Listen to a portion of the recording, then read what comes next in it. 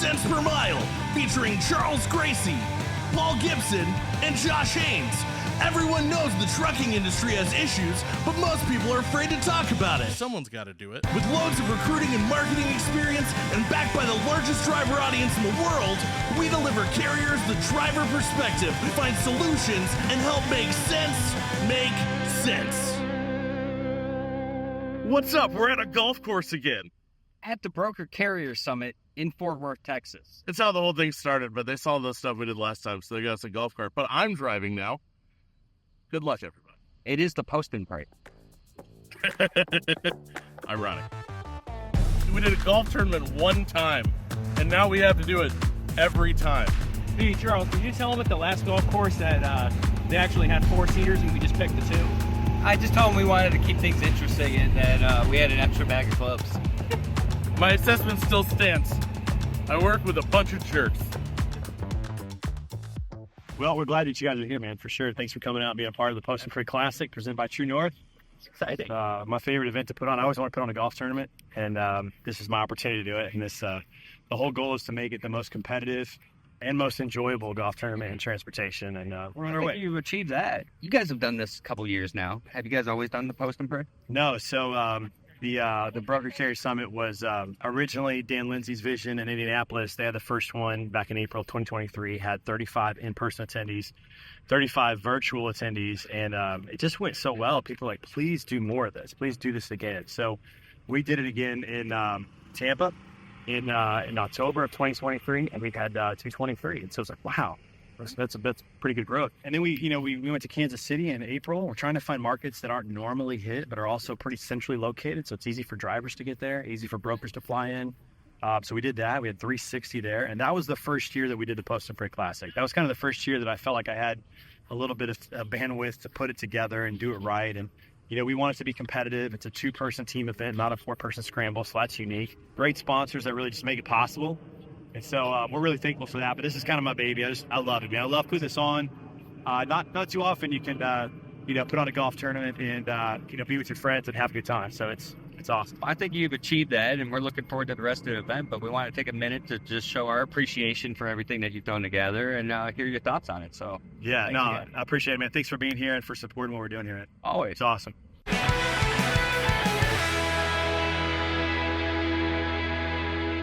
I don't know of an alternative, to be quite frank with you, that would do anything close to what 10th Street does for our community, what we do in recruiting and retention. I just don't even know of a product that would be better. There's not a question of, it's okay, when are you signing up? I'm Danielle Alexander, Class A recruiting. We do third-party driver recruiting for many of the trucking companies here. So 10th Street allows us to market to drivers long-term. It allows us to sort and assign drivers to recruiters very, very quickly, automate a lot of the responses that we get. If you want drivers, you probably need the applications that the driver use. Don't make it hard, make it more efficient. You want professional drivers, be a professional company. If you're taking a look at the big picture of your business, you want to be able to offer your customers the best service that can be provided. We consider 10th Street best in class. It comes back to affordability, it comes back to service, and it comes back to quality. I would say those 3 things are key and what 10th Street really emphasizes and focuses on a daily basis. Would you rather drive across the city going to multiple different stores, or would you want to go to the mall and hit all your stores in the same place? And that, to me, is how I view 10th Street. Everything that we need is right there. So it's kind of a no-brainer. So, it's about productivity. At the end of the day, giving your people the tools and resources to make them better, I think is critical. I think 10th Street does that. All right, so I'm here with Dan Lindsay, and this has been a pretty impressive success thus far. Yeah, it's been phenomenal to watch. Again, this conversation is 30 years overdue. Brokers and carriers have needed to get together. They needed to do business, personal, face-to-face, and have the conversations. And I think everyone's buying in on it. It's fantastic. It is, and you even decided to spice it up and add the FMCSA this year. We did. We figured out how can we add more value, and that's one of the biggest things we ask every single time we do one of these. How can we not just add stuff, right? There's a lot of conferences that just add stuff, which that's fine, that's fun, but we want to make sure that this is a value-rich conference, value-rich event, And so one of the things that we were asking ourselves is, what if we brought the FMCSA to talk to both brokers and carriers? As far as I'm aware, that's never happened in the same place. No, you are correct. It's never happened, or maybe we don't know about it because it's never successfully happened. Maybe, probably, yes. So there's been some great content. What I thought was unique is the networking opportunities between three sides of the business that have never really come together. You got the brokers, you got the carriers, you got the drivers. Now you got the FMCSA. There's been some really good conversations, and a lot of people just walking up to start them, so people are comfortable in this setting. Yeah, well, one of the things we pride ourselves on with the event, and it reflects in the vibe, and here is we're intentional about everything. So one of the things we did a couple of days ago is we sent out an email to all the attendees saying how you can maximize the summit. And that was one of the things we put on there. Be intentional with your time. Have a goal of how many people you want to connect with. And we saw it last night at the networking event. Everybody who was talking at the networking event, brokers and carriers, were doing deals. There was some small talk going on and just getting to know each other. But for the most part, everyone was just talking about how they can move freight together. It's been fantastic. No, and I thought that was a really fun event as well. We were there. We participated in the networking event. It was the speed networking one, and that was just a really cool concept. It was like a spin-off speed dating, but way more successful, and there was deals being made rather than hearts being broken. Correct, yes, yeah. So we're not about breaking hearts over here. So. There's enough of that in the industry, so I think we can all appreciate you for that. So, going forward, where do you see this going? We're going to change the industry. Flat out. This is the conversation that's going to overtake the industry. If you're a freight broker, if you're a trucking company, or if you are a support company in any way, the Broker Carrier Summit is the kind of environment that we want to work in the industry. Everybody is tired of being suspicious about everybody or demonizing or villainizing the other side. We want to enjoy the industry we're in. We want to have a great time, work with great partners, and the great part about trucking is those great partnerships are out there. And I told this to someone the other day. The Broker Carrier Summit in and of itself is not the solution to the problem. What we do is we facilitate the solution to the problem. The networking, the conversations are going, that's the solution to the problem. But we've not had a space to do that. And so one of the things we're rolling out in 2025, we're taking the summit on the road. We're going to hit 12 cities in 12 months on our tour that we're going to be launching. And we're going to be bringing the summit to individuals and companies in the cities they're in. We're also rolling out membership opportunities. So if you want to become a member, take advantage of our content, the platforms that we have, and continue to network and find valuable connections both with brokers and carriers and vendors, we're going to create a platform for us to do that. That's a lot going on. It seems like you got a lot going on your plate. I don't imagine it gets any emptier over time with this because it seems like it's growing, it's catching on. Conversations, you see new faces like us being here. I mean, choices were made. Are you going to bring us back next year? Oh, it's coming back next year. Yeah, next year we're going to Indianapolis, April 29th to May 1st, 2025. We're going to be at the historic Union Station. You've been to Union Station? I have. Actually, we did some interesting filming for a trucking company down there. So are we coming back next year? Do you want to come back next year? Why wouldn't we? This is great. This is epic. Then you're coming back next year. All right, we got it. We got video footage confirming this, folks. So choices were made today. Good choices. So if someone wants to get involved with this, if someone wants to find you and find out why they missed this and what they can do to not miss it next year, I mean, how would they do so? Yeah, go to our website, www.brokercarriersummit.com. You can look at the events tab. Indianapolis is up and open for registration. So go there, ask your questions. We have a contact us form. Email us if you're interested in membership, or if you're a vendor, you want to become a sponsor or get more involved. That's one of the biggest questions we have is how do we get involved? So go through our website, happy to talk. You'll get me directly or you'll get Courtney, who's our event manager, and we'll schedule a time to talk. So the concept of this is pretty cool. You're bringing two sides that are often pitted against each other together to have dialogue to make the industry better for all involved. So the first time I saw it, I was expecting to surf the web and see like fights, bar fights, broken glass. I think we all I thought are. it was one of those things where when you signed up, it came with bond money. Yeah. And that hasn't happened. Here's the reality of any of these organizations is when you peel back their differentiators, 80 to 90% of them agree, or 80% of their messaging is exactly the same. We all agree that we want to be safe. We all agree that we want to follow the rules. We want to do business clean. We want to make money, right? So all of us agree.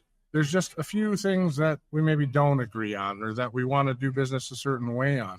But when you kind of pull that apart, and that's a lot about what Broker Carrier Summit is let's sit down and let's understand where we're different, and let's talk calmly about that, and let's be a good medium for that, and let's bring the correct actors in, the good carriers, the good brokers that want to build a better industry. No scumbags. No scumbags. I struggle with that term. I know. Sometimes I'm good with it, sometimes I'm not. But it's fun to say in some cases, and in other cases it gets over. You're in a safe space. It's Sense per Mile. Nothing bad has ever happened on the show. No one has came on the show and then not had a job after. Yet. It was the first time for everything So far. Right. I got Robert Bain with me, longtime friend, huge supporter of the industry and moving it forward. Tell me a little bit about what you see this conference bringing to everyone that's in attendance. Absolutely. So for those who don't know, Robert Bain, Strongest Man in Logistics, GLCS. Super excited for this. I've been a part of the BCS since its inception. I was there for the Whiskey Summit, as people heard about today. I'm the one who kept pushing glasses to Dan. And I'll tell you what I see is an incredible movement of people who they want to do is help, but they want to help and make it matter. And so I see people jumping in, how can I volunteer, who can I talk to? As you said, conversations everywhere. You saw the room packed out this morning, the opening bell. Every seat is taken, it's standing room only. You come out here in the lobby, there's conversations going on, and it's not just, oh, hey, how's my friend doing? This is actual business being done. This is deals getting made, tons of contacts, people introducing people to each other. And so what I see is you see a group of people very like-minded, all trying to push the industry in a direction that it's needed to go, and a lot of folks agree, but no one really knew where to start. And that's really what the movement is about is, cool, we all want to do this, but what do we actually do?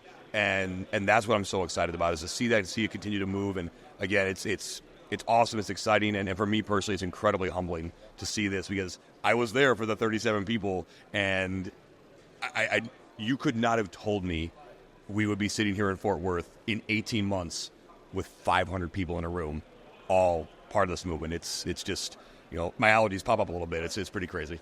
No, it is very impressive, and it's all about giving people a platform to have those conversations, to see that progression, and you guys did just that. You brought the most unlikely people together in one room, in one conference. We got drivers, we got carriers, and we got brokers, and one's been arrested. FMCSA coming.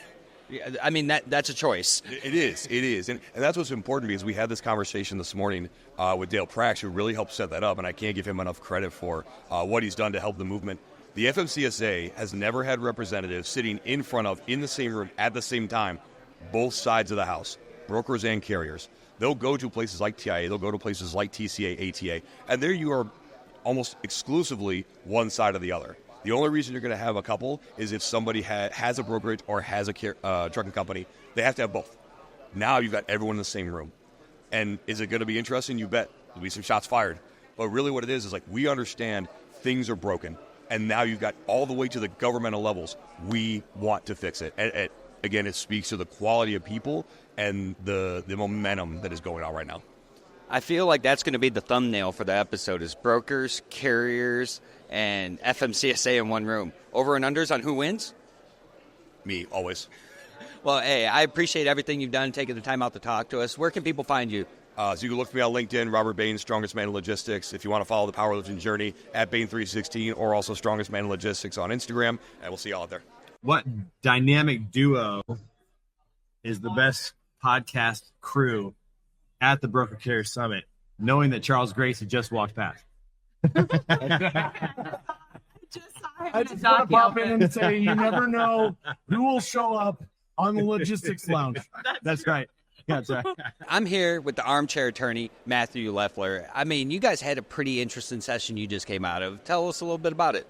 Well, we did about vehicle maintenance and safety. And in our industry, on average, 21.6% of all commercial vehicles, when they're inspected, are unsafe at any speed. And what are the things that are wrong with them? Brakes, lights, and tires. This is an industry that is underinsured and undermaintained. And so few people actually understand how dangerous the equipment is that's on the road. So we talked about pre- and post-trip inspections, the things that drivers are legally required to do, but generally do not do, at least as well as they're supposed to. Well, from my experience, and I drove, was a lot of times when I would mark stuff, I got penalized for it depending on where I was at. And a lot of the blame, yes, you are the captain of the ship as the driver. You are expected, per the writing on the book, to be responsible for that.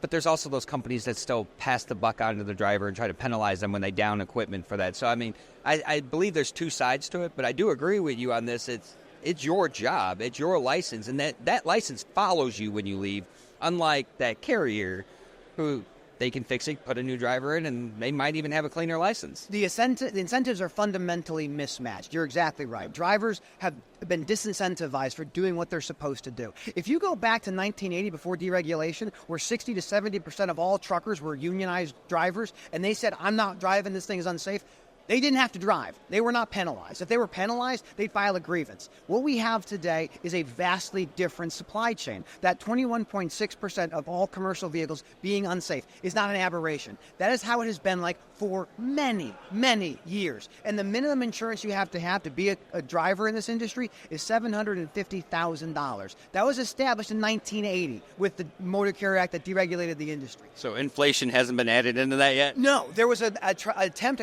many times, but the most recent attempt was an act in Congress called the Fair Compensation for Truck Crash Victims Act. Great name, very compelling, but people ended up not doing it because OIDA and the ATA both agree. Do not raise the rates. Keep this as low as possible. The barrier to enter in this industry is very, very low, and that is why 21.6% on average are unsafe.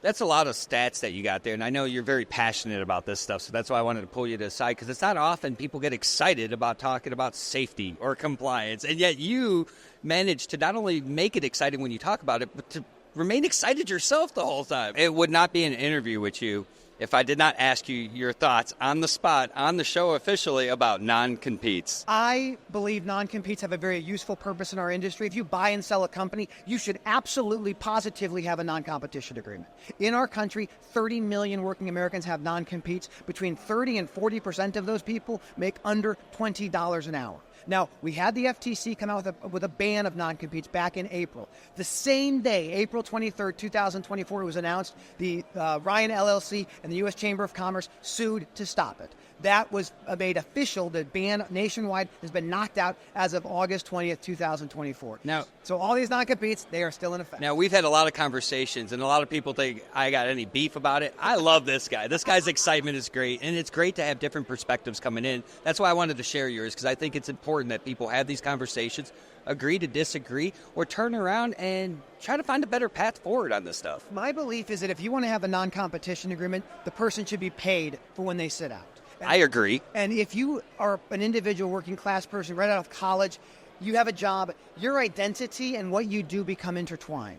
And non-competes are a way to take someone's identity away, where you can't do what you've practiced yourself to be able to do. I don't like non-competes in most applications, but I understand why people have them. This will be a fight that is not going to slow down. It will only continue, and states will continue to be skeptical of the use of non-competes for entry-level employees. So where can people find you if they want to view it? You can find me on LinkedIn at Matthew Leffler. You can find me on Twitter, Armchair Addy, ATTY, because Addy is the abbreviation for the word attorney. I'm on TikTok. I'm on Facebook. I'm on the things, on Reddit. Armchair Attorney's there too. I love to help people understand the legal challenges that our industry faces and bring them to life so you understand. Because if people understand, that's the best outcome for me and for everyone else in this industry.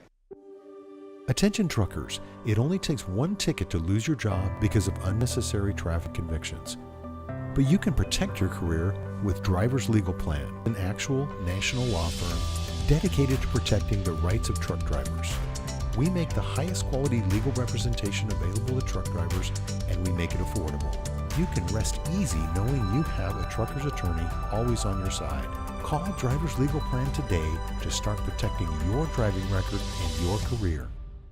We're having a great time here, but it's only going to get better. I'm joined by Danielle from MyCarrierPortal. How's it going? Going good. It's been a fun conference so far. There's exciting stuff happening over by you guys. Yeah, no, definitely. So with MyCarrierPortal, we just got acquired by Descartes.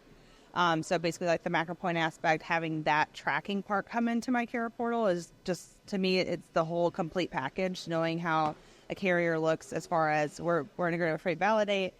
So seeing like how do they register with FMCSA? Is that actually, are they legal on that front? Okay, MCP does. Hey, how do they look while they've been operating? And then the macro point data would be how are they actually running a load? Like how do they actually track? Are they actually on time on things? So seeing like the whole complete package. And whenever you're looking up a driver, you know, hey, this driver's never tracked before. I don't know if I really want to use this guy. So really knowing all sorts of things instead of just being in your own little bubble, you're kind of part of the whole broker community or the MCP community, as I like to say. So, yeah.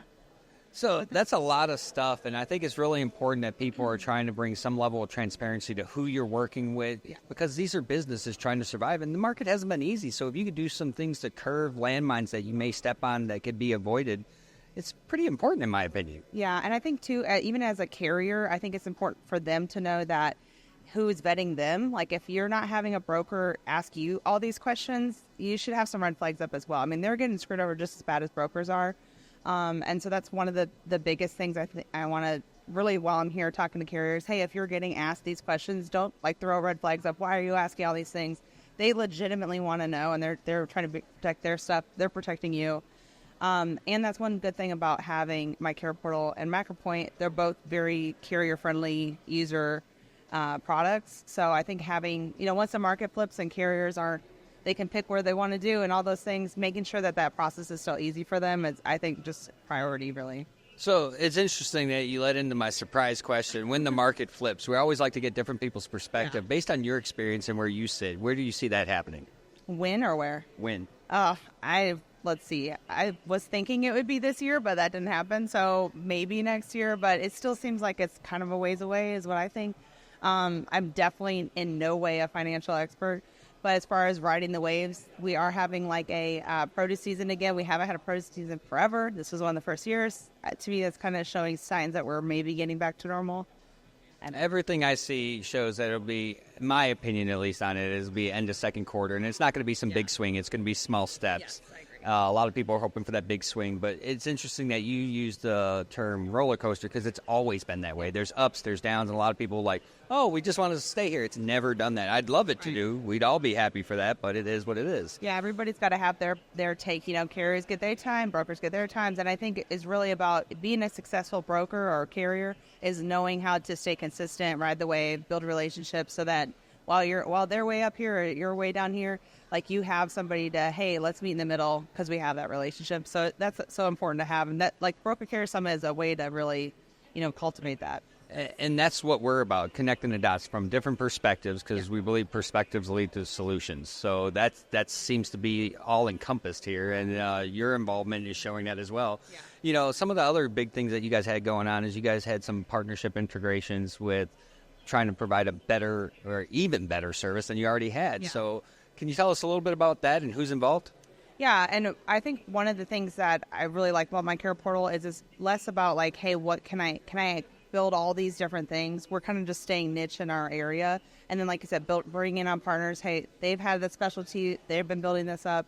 So one of the most, other than the Descartes part, that whole acquisition is exciting. But before that, we did with Freight Validate with Dale Prax and having his whole platform be a part of MyCarrierPortal. So all of our customers are part of it.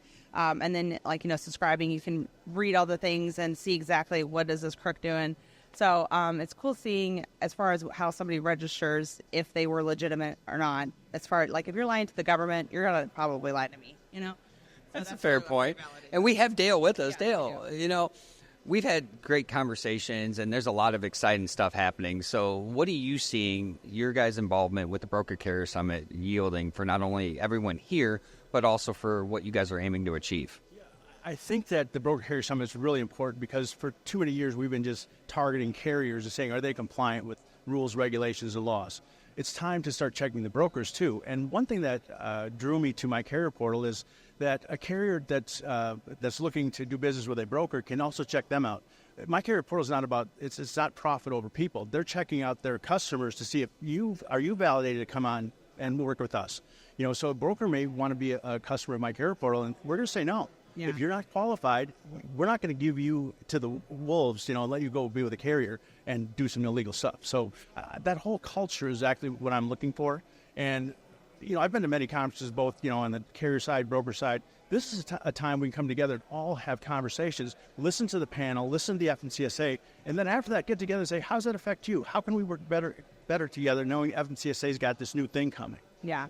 So, and that's really interesting that you guys are vetting out who you're working with because that does limit opportunities as far as the bottom dollar, but it's a better quality of not only the partnerships you form, it's more indicative of long-term success rather than being short-sighted. And you don't see everyone doing that, especially in today's market. Definitely not in tech Right, definitely on the tech world. And I think that's probably the most important aspect that folks are missing.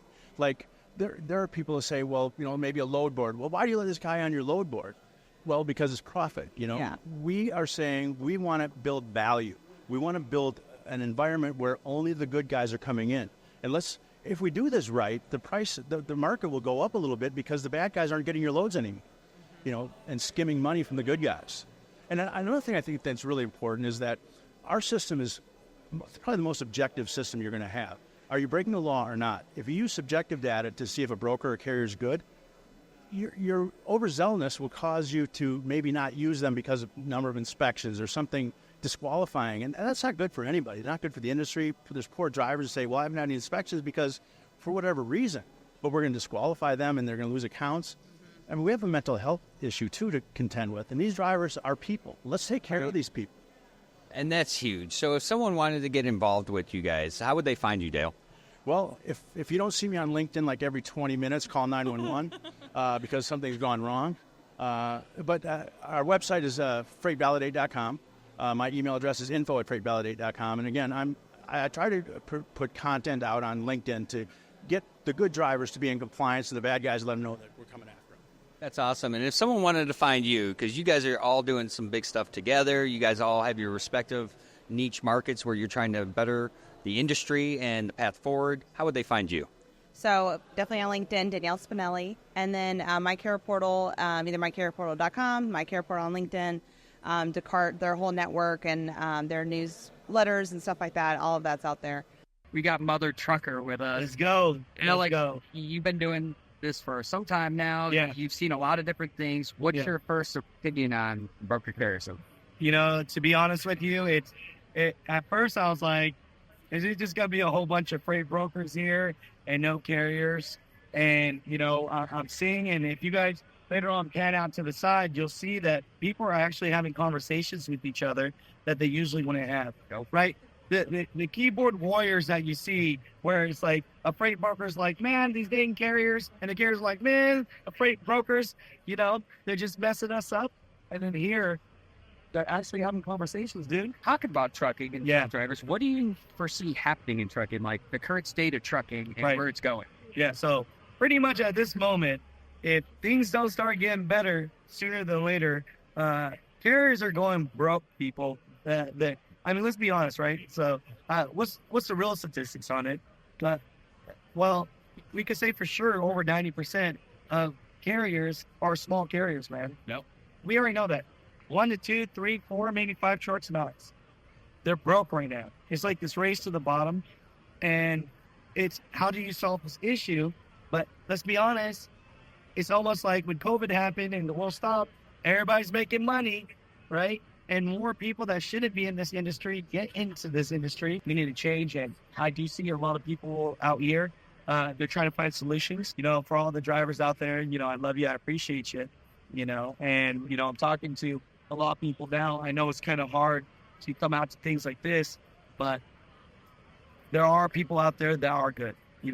Just like people, the carriers, they say, man, there's bad freight brokers. I'm gonna be honest. Man, there's some drivers that shouldn't be driving a truck. Absolutely. Everybody in here, we got to try and find a solution instead of just blaming each other. Sorry. Well, it's all having a platform where you can have these conversations like people are having right now. Yeah. A lot of times you never see brokers, carriers, drivers, and FMCSA all get under one roof. Well, that's pretty cool, yeah. And this was the only place I've ever seen that happen, and they're enjoying themselves. They're not fighting. If people wanted to find you, Mother Trucker News on all social medias. And, email us at mothertruckernews@gmail.com. You want to get your story out there. We'll do our best to cover the ones we can. So, all right, brother. Well, have a great trucking day. Hey. So, we've been to a lot of conferences. This might have been the most exhausting and drained my social battery the most because there was so much to do and so many people to talk to. I don't even have a voice anymore. The networking opportunities here have been phenomenal. The content's great, but I am exhausted and you've lost your voice, so I think it's time to call it. Back to Kansas City and better barbecue.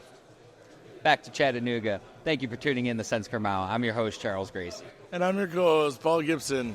Hopefully be able to talk to you next time.